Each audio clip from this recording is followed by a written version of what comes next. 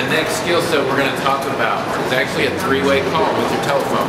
So if you have a telephone and you have a smartphone like the iPhone or the Droid, it's very simple. They have some pretty cool techniques for just merging with another caller. It's something that you have to learn how to do, or you're not going to be able to work with your upline. Now, what I'm going to ask you to do is actually get with your upline, get 3 to 4, maybe 5 key leaders in your business, and get their cell phone numbers and actually put them into a group. And that group you're going to be using to contact with a text before you do a three-way call. So what's going to happen is you're actually going to call, you're going to do your inviting, you're going to expose, but after the exposure, you're actually going to call and be in control of that exposure, and you're actually going to say, "Hey Jerry, wasn't that incredible?" And Jerry's going to say, "Yes it was, that was cool, but I have a question." And at that point, you are actually going to say, "Hold on 1 second, Jerry. Hold on 1 second. I didn't say, hey, I have a guy on the call, I have someone waiting that's an expert. I just simply said, hold on 1 second. And when I did that, guys, I am now going back to one of the leaders that actually told me that they had time to do a three-way call with me. So guys, that's the whole key, is we need to do a three-way call with a leader that has time, and that's why we text them beforehand. So now that we have them and we've called them, here's what it's going to sound like. So we have our upline on the phone right now, and he's actually waiting on us. We've got our prospect that's having already seen the exposure is waiting on us. We've told him to hold on 1 second.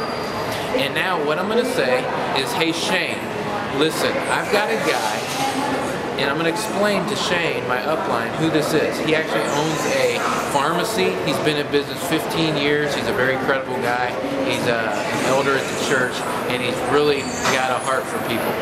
And Shane's going to say, "Fantastic." Well, then when I get back, I'm going to merge the two together, and I'm going to say, "Jerry, listen, I've got Shane English. This guy is an incredible leader in our business. He came in, anything he touches, he works hard at.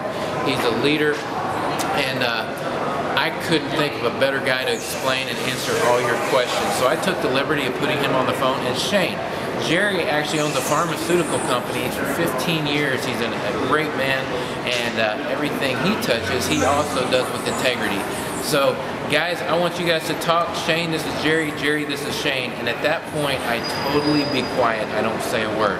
Put duct tape on your mouth. You never want to chime in and discredit your leader.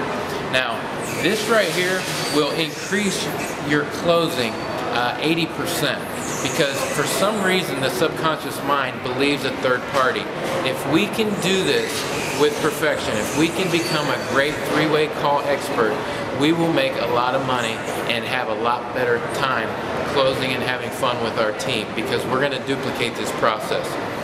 I did mention edify.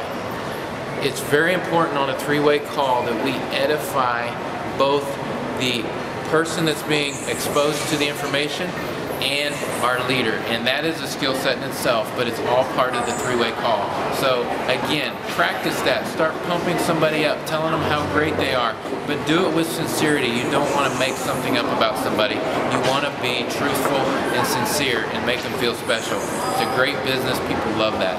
So that concludes our three-way call training, and look forward to seeing you on the next training.